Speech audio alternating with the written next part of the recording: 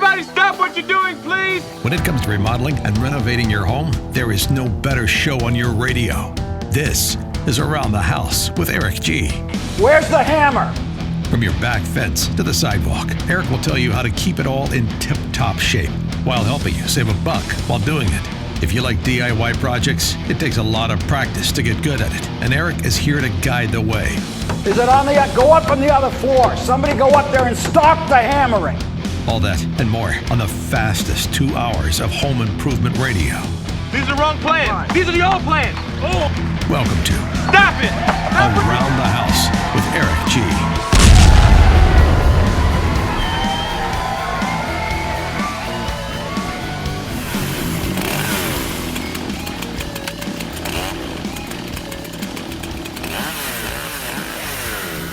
Welcome to Around the House with Eric G. This is our Pro Insider Special. This is for all of you that are in the trades, whether you're building a house or designing it, or even working out in the retail sector. This is for you.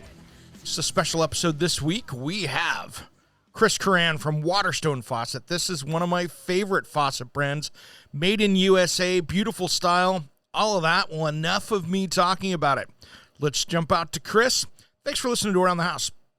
I've been a fan of Waterstone Faucets for years, and as a designer, I've walked past the many showrooms I've been in, and I'll see something and go, this is stunning, and I've fallen in love with it. So what do? We bring in Kuran from the president founder of Waterstone Faucets. Welcome to Around the House, brother. Hey, thanks, Eric. Really thrilled to be here. Excited to get a chance to talk with you. And thanks so much for being so kind to us and the designs we're doing out there. We love to hear that. Oh, man, there's stuff that it doesn't matter as a designer walking in. I think every designer out there that's listening to the show right now is just kind of nodding their head because you guys build some different and stunning pieces. And then it's super high quality as well. And before we get into the cool, pretty stuff, I want to talk about kind of your background of how you came up with this whole Waterstone faucet and kind of the history of it, because I think that's kind of an integral part of this whole story. Sure. We've been doing it for about 21 years now, and we started a long time ago, back in 1999.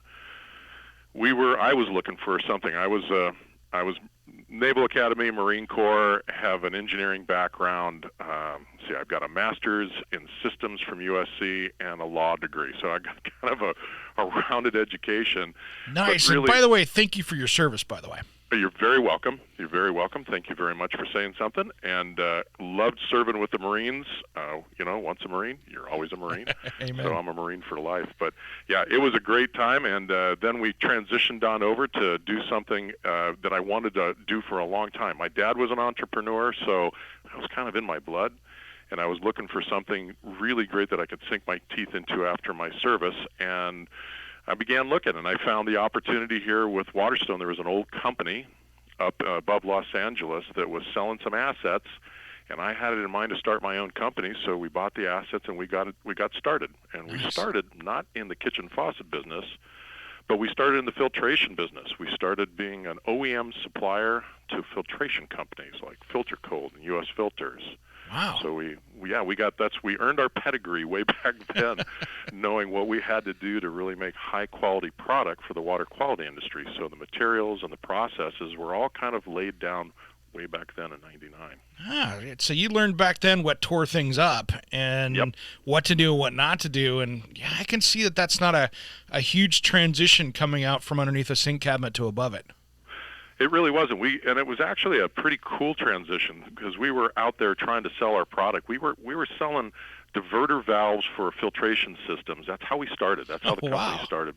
And we were doing those little pull diverter valves that go on the end of faucets that would move you on over to a filtration system. You could have filtered water on top of your counter inside your house. And that was kind of the beginning of Waterstone, and we ran that for about a year and a half, 2 years, and we were just having such a hard time getting some traction out there, and we were competing with a lot of overseas companies. Sure. Being an American-made company, it was difficult because they were bringing in product for a lot less, and we just were striking out, having a tough time in the market. But we did have a couple of faucets in the arsenal when I picked up the assets of this old company. We had a couple of old plastic handled taps that were kind of on the side there. Mm-hmm. And I thought, let's try those filter taps. And we began to make those on the production floor, and we got a lot of questions. A lot of people said, hey, can you make these in different colors? And quite honestly, I had we were making a lot of chrome stuff, but we didn't have very many variety of colors. So I went out on the hunt and started looking for who could do colors for me. Mm-hmm. And when I did that, I ran into a couple of competitive faucet companies that were doing contract coloring or contract finishing, and went, where the heck are you selling all these faucets? And I got introduced to the high-end decorative kitchen market, and that's how I got my introduction. And it was that impetus that kind of pushed us, and we said, I'm going to turn on a dime. We're going to stop selling OEMs, and we're going to do some designs. We're going to do some really fun things that we could do for the kitchen faucet side, and I'm going to attack this market. And from that moment forward, we became a kitchen faucet company, and the designs just started flowing. It was just fun. That's awesome. Yeah, I remember that 99-2000 era is when I actually moved out of Eastern Washington and moved to Seattle and worked in some very, very high-end stuff at that time. So that was the time that we kind of had the tech bust for a little bit in the Seattle area, and we had some interesting times during that. So you had to weather some storms doing some kind of troubled times for the high-end market, it seemed. It was, and I think I had every bank that I talked. I have the same story that every entrepreneur has, so I can completely relate to that. In the very beginning, we did everything that they tell you can do in all the articles. You wipe out your credit card, you get another credit card. You wipe out, you call all your friends and family and try to see if you can get some quickie loans, anybody that would help you with some money, and you pay them back as fast as you can with some interest. And you just the banks just kept saying, Mr. Kuran, you're really undercapitalized. I'm going, well, tell me something I don't know. Yeah, I know. You can help me fix that, by the way. Exactly. They're a little less likely to help you when you really, really need it in the very beginning, because it's a scary monster for them. But as you begin to pick up some velocity, then they're very, very willing to help you on out. Yeah, it's that first hump that you have to get over. It's kind of like, and I always say this is from my, owning businesses and stuff. It's like that first time you hire somebody for your first person for a company. By the time you get to that point, you're at the point of realizing that I should have done this 6 months ago. Absolutely. Absolutely. And we've hired, we started the whole business, I think we had like 5 of us out on the floor when we began the business. So we had that very beginning. And then as the business began to show us where we should go, and that's really what it did. The business began to tell us, look, you've got some really good designs. We love the filtration faucet that you're doing. Can you do this? Can you do a hot and cold? Can you do? And I began to draw. I began to design, which is, I'm a frustrated designer, Eric. I'm not I really am. Love it. I love drawing. I'm a self-professed faucet geek. And I got to tell you, that part of the business is really a lot of fun for me, because I can see what I think I'd really like to have out in the marketplace. And now we have such a strong structure that I can hand it off to all my guys internally and the gals here that are working, and they can make it come to life. And that's really fun. That's exciting. The business gets exciting for me in that respect, because I get to – the high-end market is just wonderful, and I get to do things that a lot of people can't do. I can visualize something that I think would be really wonderful for the market, and my team can put it together and make it come to life. And that is the definition of being an entrepreneur. It's just wonderful. It is. And I've noticed that it explains some of your designs, because some of the stuff I look at it, I'm like, man, there's such a naval kind of background to this piece. And as soon as I heard that you had that background, I'm like, that makes sense, because there's some really super cool things to it that I just absolutely love. And I'm like, there's that inspiration. I got it. I love the Navy. I love all things nautical. And if you notice, some of the names for the faucets were all East Coast names. They were all areas where I grew up. Going to college at the Naval Academy, and had some pretty interesting times out in a lot of those cities we named. And I thought, I remember losing some brain cells out there. That was fun. Yeah. And then we'd name a faucet that and name it, and those were easy names, because for those folks that don't know, it's hard to name a faucet nowadays, because everything's protected. Everything is kind of So when you're looking at faucet names, you really got to be careful. It's kind of a minefield out there. I've worked with a lot of manufacturers. I've been on the Baldwin Design Council. I've worked with cabinet manufacturers. Oh, yeah. I've worked with all these different people, and I think that's the least understood thing out there. Paint manufacturers, everything else. Coming up with a name is probably the hardest part of the process, and half of that's just on the legal side. Absolutely, and you gotta really be careful, and you gotta have some good legal counsel, some folks that can really help you out. And in the beginning, we did some really innovative things, and we were always lucky with names because we were picking pretty open names, and never had a real big conflict with any of that. That's but awesome. In the beginning, it's really helpful to have a great attorneys group that can help you out. But sometimes you can afford to use them in the beginning. Like we couldn't on some of the designs that we did that we could have protected. And then we had, I guess it should be considered a compliment. A lot of people tell me that. Yeah, I know. You know where I'm going. I do. A lot of people follow right on in to kind of emulate your designs and do what you did if they're not protected. Mm-hmm. And we had probably 8 to 10 different faucet companies do the same thing with some of our filtration faucet designs, which Yep. I'm fine with. That's okay. That's just water under the bridge. Yeah. So we learned from that. Yep. And as we could, we began to protect ourselves with intellectual property. And when we could afford to do it, we were out there with our patent attorneys and asking them to help us and get us some protection. So that's awesome. I learned that early on. I was standing at KBIS talking to some friends in the Wellborn cabinet booth.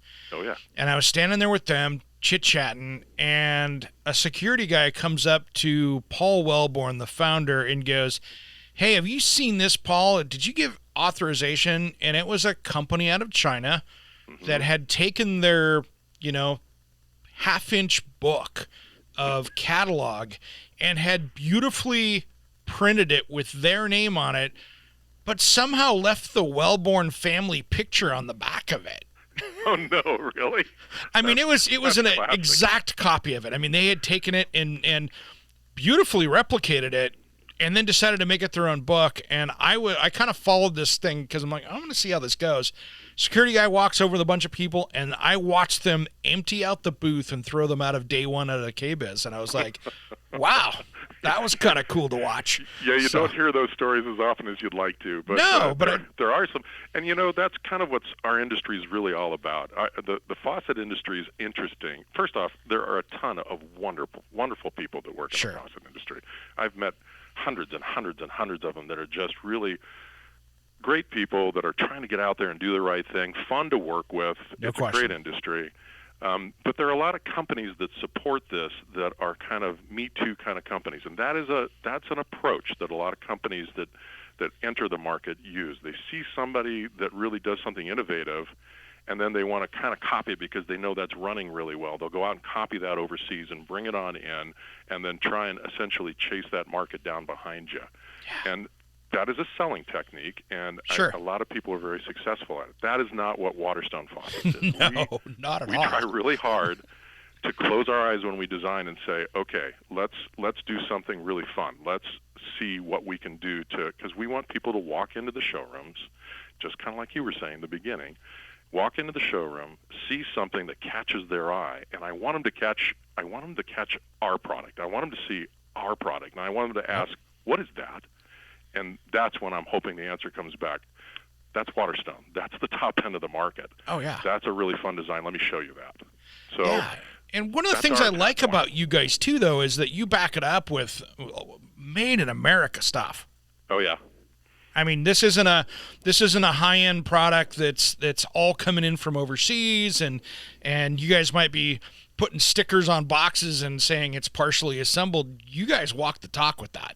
We do, and that's really that's also the hard part. I get why people don't manufacture in the United States anymore.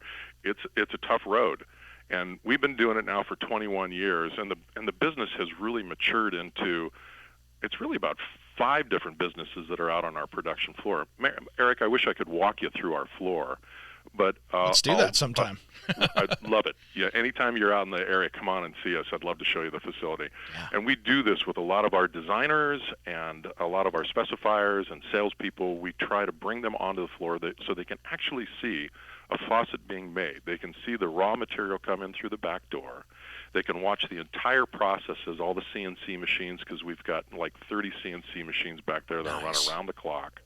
And they run all that product on through, and then we make it in through the polishing department. They can see how that entire process is done. We can show them how we prep the product and get it cleaned, and we do electrolytic plating here. We do a full plating function. Nice. We do a full finishing function, full powder coating and clear coating, and then we move on into the assembly operations so they can see it being done. And all of our designers, usually when we do tours, we like to have them actually get out there, get their hands on the product, and see how it's put together to understand what's the difference. What's the difference between a $160 kitchen faucet and a $1,600 kitchen faucet? No kidding. Because it's a big difference. It's a huge difference, and that's why you guys can pull off this stuff so well, because that's where I see so many manufacturers out there kind of fall on their face a bit in places, because the finishing's done off-site. It's done by another company. It's done overseas. Yep. Wherever it's done, they don't have control of it, in that they can only sit there and basically have to send it back and deal with it. So you guys have it in-house, so they know that if there's a problem or if there's something that comes up, it can be dealt with immediately.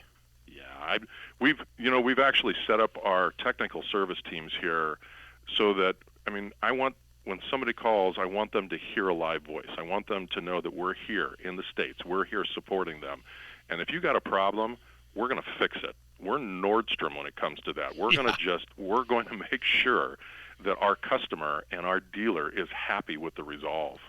And we've got some really fun people on the phone that love talking with all of our customers out there. And they'll get on the phone with a customer, and they're trained to answer the questions that are the tough ones, because it's never a professional plumber that calls usually. It's usually the homeowner going, hey, the whatchamacallit up above the thing that swivels, you know what I mean? I get these home improvement questions like this all the time. I got this sound that's happening. Oh, no, here we go.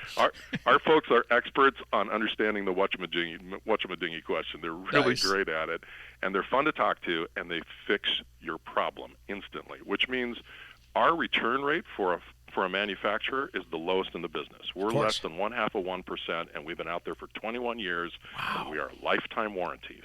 So we build them to last. We want to make sure that this is the last kitchen faucet you buy for your kitchen, and if you love it, you come back and you buy another one when you're ready to do another kitchen deal. So that's really what we're after. We're trying to let the customer base know that we're here for the long haul, and we're making high-quality product, and we'll stand behind it. So that's awesome. That's our call.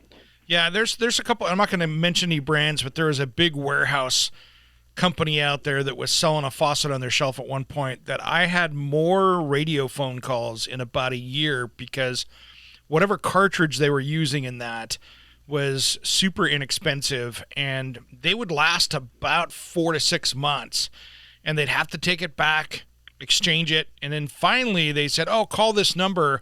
And people were having to swap out parts every 6 months to a year in their kitchen faucet under normal use.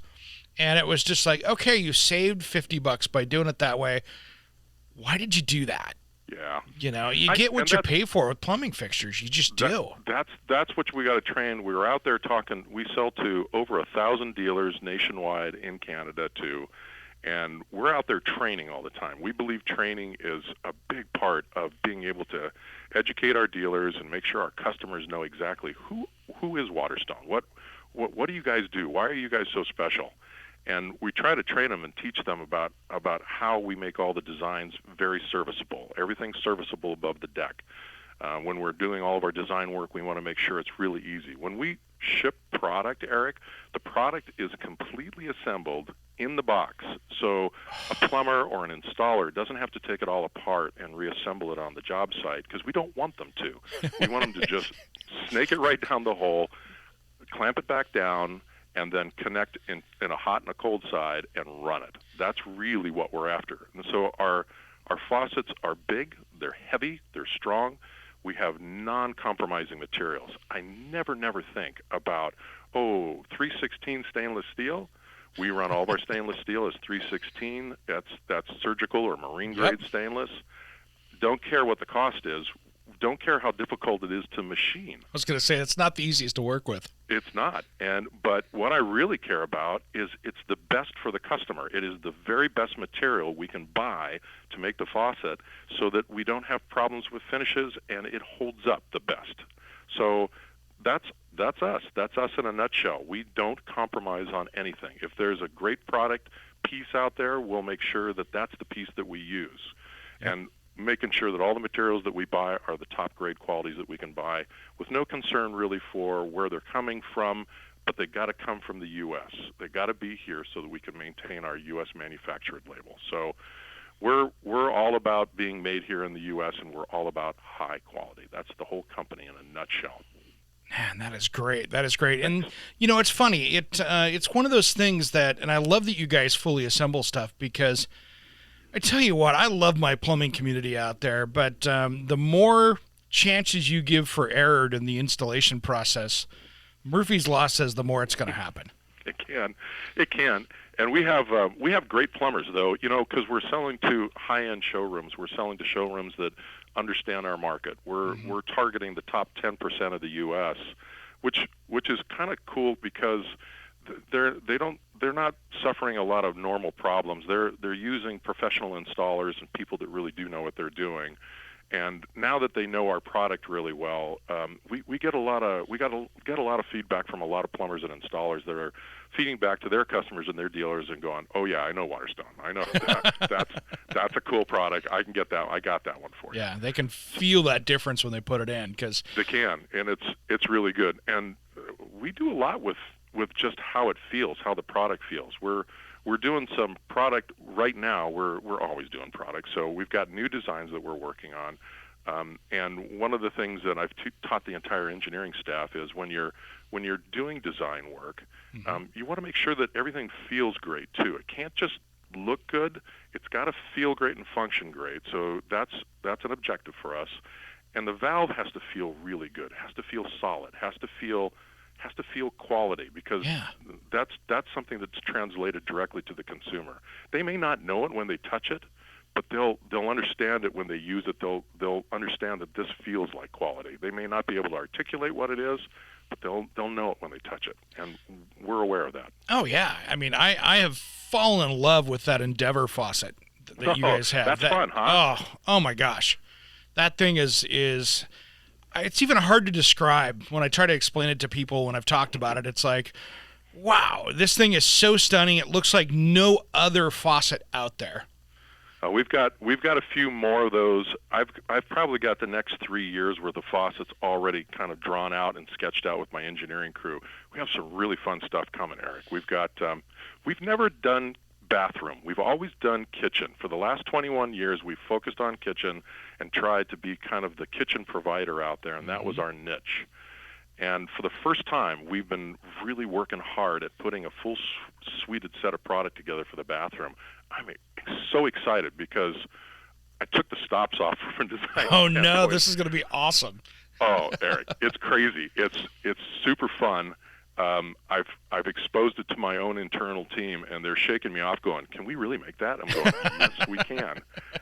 And we're moving forward with it, and we'll have that here next year. That's going to be our introductory level into the bathroom lines, and I am so amped about this. It's just going to be so much fun because the designs are so unique, and just like we've tried to do really hard in the kitchen market, we've tried to make ourselves unique. I think we've got a good shot at it for the bathroom market, I think. Oh, I guarantee it, because I'm working on my bathroom stuff now, just getting the last little bit of the planning out on it, and I've been out looking at faucets and stuff, and there are so many great products out there, but there's nothing out there that's like, oh, that's it. Well, and you guys are the that's it people, so that's exciting. That's who I'm playing to. We're trying to find that. And the first couple of designs out there, we know that we need to make an impact. We need people to understand.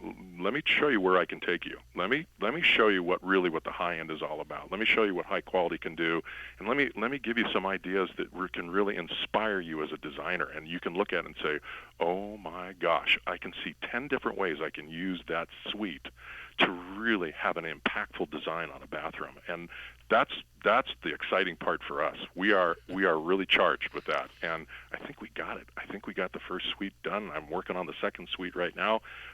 Super exciting. That's going to be great. That's just going to be revolutionary. You're going to try to be bringing that out at the Kitchen and Bath Show this year, or is it going to be later on in the year? I don't think we're going to have it ready for January, and there's a lot of questioning about what's going to happen at KBIS. I keep hearing different stories, so I would love to. I'll give you a little inside track on that, and now people on the radio are going to hear it, because I'm one of the speakers on the technology side, on the International Building Show side, and cool. From what I'm seeing, unless the government comes in and says you can't do it, that show is going to happen. That's great to hear. That is great to hear, because we need those shows. We need people to have that great exposure, and we love KBIS. We've been out there every year. It's just a great show. It's really wonderful. Yeah. So I've got my own stage over on the home technology side of things. So I'm probably going to be giving 16 seminars over there this year. But they luckily that building in Orlando, they moved it to Orlando for a couple years. And for people out there listening, they see me share stuff on the radio every single year that I go back and on social media. But the show this year is going to Orlando because, they're rebuilding a lot of the stuff down in Las Vegas and doing some upgrades to that because they built that huge expansion on. Well, Orlando was smart a couple years back, I guess, and they put in like UV cleaners and the air system, and so they've got this really perfect situation for having a trade show. Awesome. And that's going to be good for that this year because I think they're gold certified for having a kind of an antivirus trade show this year. So I'm going to give it an 80-90% chance this is going to happen this year. Oh, I hope it does. That'd be awesome. Because you never know, it's a weird time. This is a weird time with this pandemic thing, and I know back in the March-April time frame of this year, a lot of our dealers they just didn't know what was going to happen, and states were shutting down and having a tough time. But I think because we sell to so many independent showrooms, and we sell to a lot of large group showrooms too, but sure. The independents out there, those folks, they've done it like we've done it. We've put all of our money and all of our effort into our business, and we don't want to lose our business. We don't want to lose the employee base.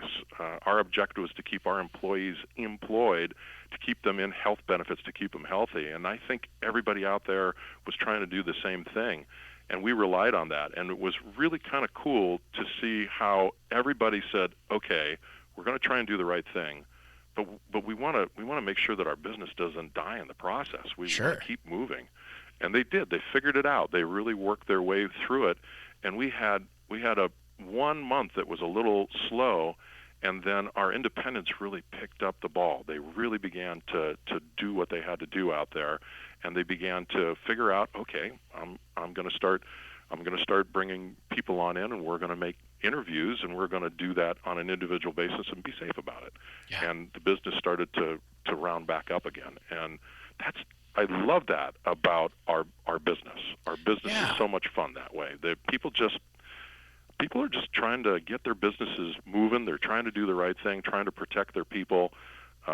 It's just a wonderful thing to watch when people just say, "Okay, that's enough." Yeah, and you guys were naturally positioned, being that everything's being done in house, that you didn't have the importing problems that other companies have had to battle. No, because we did you not. had the materials right there. We did, and we actually shut down for 2 weeks. We in the very beginning we said, okay, we're going to be safe. I want to send everybody home for 2 weeks, and I want to make sure that we do that 14-day kind of a waiting period to make sure that nobody's got an infection. We did that, and like a lot of other companies out here did the same thing, except I had every employee come back.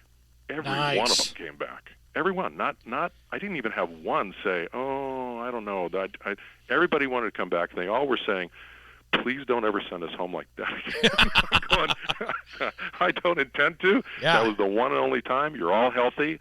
We spent a ton of money making sure the plant was antiseptically clean with an outside crew. Yep. And then we put in all the normal things you would do in a manufacturing facility to make sure that your crew is safe. And we made sure that they were safe. Nice. And we haven't had an incident or a problem since. We've got about 135 employees here in California, and I've got about another 50 out in the field. So we're supporting about 185 families, and we have been, luckily, without any sort of a COVID strike on us, and our crews have been doing great. So Nice. our production just never faltered. We Yeah. just kept shipping product, even during the 2 weeks of downtime. My wife and my kids and I and our direct staff were in here doing whatever we had to do. We outsourced our customer service crews to their homes to keep them safe. Yep. We just made sure they were protected. Yeah. They did a great job. It was awesome. I got great employees. They're just That's great great, people. man. It's fun. That you see, and that's great. And you guys have been able to pull that off, and that was some forethought for you, kind of looking that way. I mean, when you guys jumped in, and you, who would have known that these plans of yours would have been smart for this pandemic that came through and hit everybody? No way. I would like to say that I planned it all. Yeah, exactly. But Eric, honestly, brother, I'm just, sometimes, God smiles on you, and Yep. I think that's what this was. This was just us being blessed and saying, hey, look, you're doing the right thing for your people. You're working hard. Everybody here works so hard, and everybody is trying to make the best faucet they possibly can on the floor. We talk about it. We've got core values here. We're really a family-run business that's kind of outgrown the family size, and we try to keep that feel. Everybody feels super supported. We're always talking to our crews out there. We're always talking.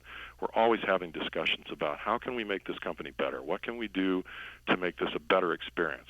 If I do my job right,